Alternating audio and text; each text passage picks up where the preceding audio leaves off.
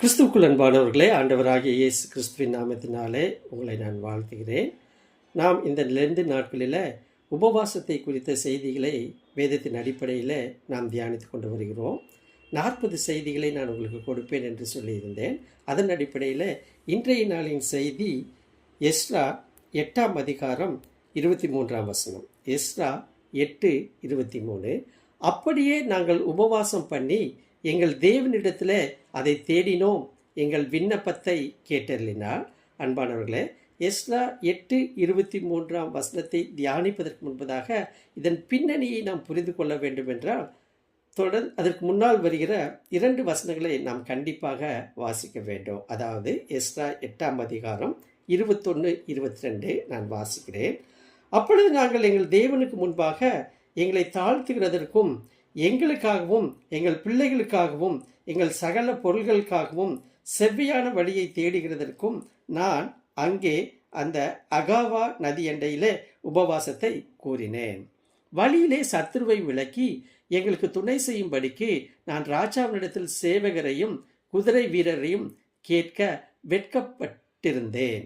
எங்கள் தேவனுடைய கரம் தம்மை தேடுகிறவர்கள் எல்லார் மேலும் அவர்களுக்கு நன்மையாக இருக்கிறது என்றும் அவருடைய வல்லமையும் அவருடைய கோபமும் அவரை விட்டு விலகிறவர்கள் எல்லார் மேலும் இருக்கிறது என்றும் நாங்கள் ராஜாவுக்கு சொல்லி இருந்தோம்.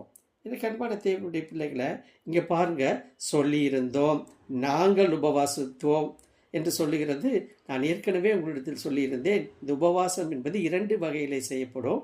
ஒன்று பர்சனல், அடுத்தது கார்ப்பரேட். அதாவது தனிப்பட்ட முறையில் ஒருவர் ஏறெடுக்கிற உபவாசம், கூட்டமாக குழுவாக சகல ஜனங்களும் அல்லது திருச்சபையாக ஏறெடுக்கிற உபவாசம். ஆகவே இந்த 2ஆம் வகையைத்தான் இங்கே எஸ்றா பின்பற்றுகிறதை நாம் பார்க்க முடியும். அப்போ நீங்கள் பாருங்கள், 2 காரியங்களை இங்கு எஸ்றா தெளிவுபட பேசுகிறதை பார்க்கிறோம். 23ஆம் வசனம், எஸ்றா 8:23. நாங்கள் உபவாசம் பண்ணி, அவர்களுக்கு ஒரு தேவை இருந்தது, அவர்களுக்கு ஒரு பிரச்சனை இருந்தது, அவர்களுக்கு ஒரு போராட்டம் இருந்தது இஸ்ரவேல் மக்களுக்கு. ஆகவே என்ன செய்கிறார், உபவாசம் இருக்கிறதை பார்க்கிறோம். நாங்கள் அப்படின்னா எஸ்றா உட்பட இஸ்ரவேல் ஜனங்கள் இங்கே உபவாசம் இருக்கிறதை பார்க்கிறோம். 2ஆவதாக பார்க்கிறோம், கடைசி பகுதி, எங்கள் விண்ணப்பத்தை கேட்டறினார். மிக அருமையான ஒரு பதிலை இங்கே எஸ்றா பதிவு செய்கிறதை பார்க்கிறோம். உபவாசம் இருந்தோம், அது வீணாய் போகவில்லை.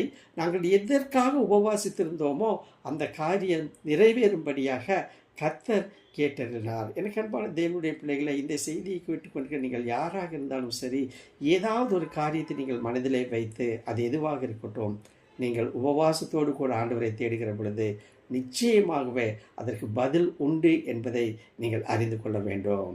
எனக்கு அன்பான தேவனுடைய பிள்ளைகளை, இந்த பகுதியினுடைய பின்னணி, what is the background behind it என்பதை நாம் சற்று கவனிப்போம் என்று சொன்னால் இந்த உபவாசத்தின் மேன்மையை நாம் புரிந்து கொள்ள முடியும். எஸ்றா விலைமதிப்பற்ற ஆலய பொக்கிஷங்களுடன் நாடு கடத்தப்பட்டவர்களை, அதாவது பாபிலோனில் 70 வருட சிறையிருப்பின் அனுபவங்களை அடைந்த ஒரு கூட்ட மக்களை விடுதலையாக்கப்பட்டு மீண்டும் எருசலேமுக்கு அழைத்து வருகிறார். இதுதான் சம்பவம். ராஜா அர்தசஷ்டாவிடம் இராணுவ பாதுகாப்பை கேட்க மறுத்ததால் ஒரு ஆன்மீக நெருக்கடியின் முடிவை இந்த வசனம் பதிவு செய்கிறது. இப்போ தான் நம்ம 21ஆம் வசனம் 22ஆம் வசனத்தை எல்லாம் நம்ம பார்த்தோம். தேவன் தம்மை தேடுபவர்களை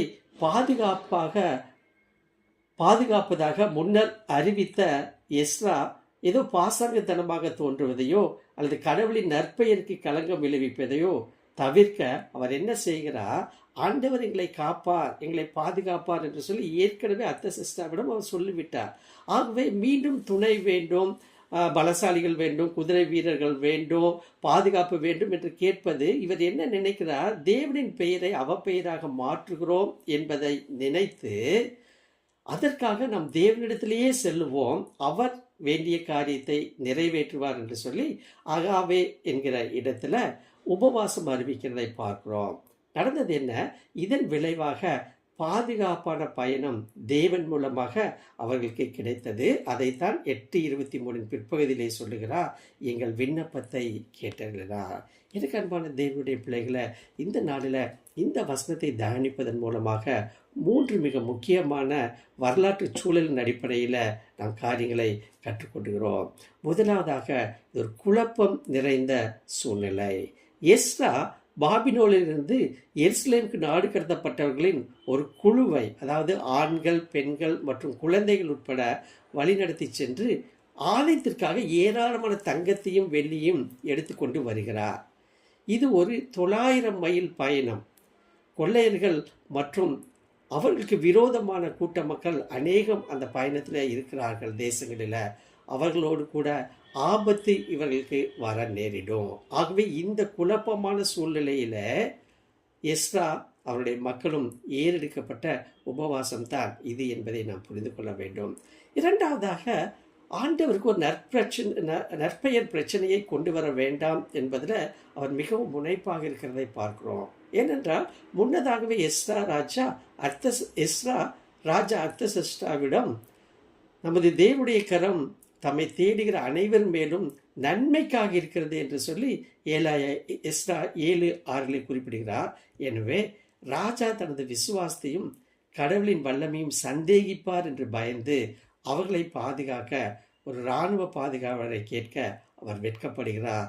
தேவன் போதும் என்று அவருடைய வல்லமை நிமித்தமாகவே நாம் செயல்படுவோம் என்கிற காரியத்தை கூறுவதன் நிமித்தமாக ஆண்டவருக்கு ஒரு அவப்பெயரை அவர் உருவாக்க விரும்பவில்லை. மூன்றாவதாக, இது ஒரு செயல்.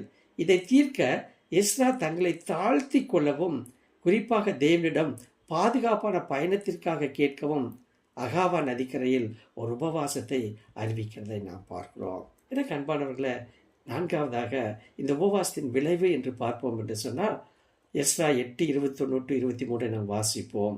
மனம் திரும்புதலின் ஒரு தன்னார்வ பொது மற்றும் கூட்டு செயலையும் மனித பலத்தை விட கடவுளை சார்ந்திருப்பதையும் குறிக்கிறது. இந்த வசனம் தேவன் எங்கள் விண்ணப்பத்தை கேட்டறினார் என்று 8:23 பிற்பகுதியில் கூறுகிறதை பார்க்க முடியும். அதாவது அவர்களின் ஜெபத்தை கேட்டு பதிலளித்தார், அவர்களுக்கு பாதுகாப்பை அளித்தார், அவர்கள் எருசலேமுக்கு பாதுகாப்பாக வந்து சேர அனுமதித்தார். எனக்கு அன்பானவர்களை, இந்த நாளில் எஸ்ரா கூறுகிற இந்த வசனம் அல்லது இந்த செய்தியின் அடிப்படையில் நீங்களும் நானும் கற்றுக்கொள்ள வேண்டிய பாடம் உண்டு. முதலாவதாக, இந்த நிகழ்வு அரசியல் அதிகாரத்தை விட விசுவாசத்தை நம்பியிருப்பதன் ஒரு முக்கியமான தருணத்தை நிரூபிக்கிறது. இரண்டாவதாக, எஸ்ரா புத்தகத்தில் தேவனின் உடன்படிக்கையின் உண்மை தன்மையின் கருப்பொருளை வலுப்படுத்துகிறது. மட்டுமல்ல, இந்த தபசு நாட்களில் நாமும் உற்சாகப்படுத்தும்படியாக இப்பேற்பட்ட நிகழ்வுகளை தியானிப்பதன் மூலமாக தேவன் என்னுடைய சகல காரியங்களையும் இந்த உபவாசத்தின் மூலமாக நிறைவேற்ற வல்லவர். அவர் என்மேல் வைத்த அந்த வாழ்வின் அடிப்படையில் அழைத்த அழைப்பில் நடத்துவதற்கு அவர் உண்மையுள்ளவர் என்பதை விசுவாசிக்கும்படியாக அழைக்கப்படுகிறோம். அப்பேற்பட்ட கிருபைகளை திரியேக தேவன் தாமே நமக்கு தந்தருள்வாராக. ஆமென்.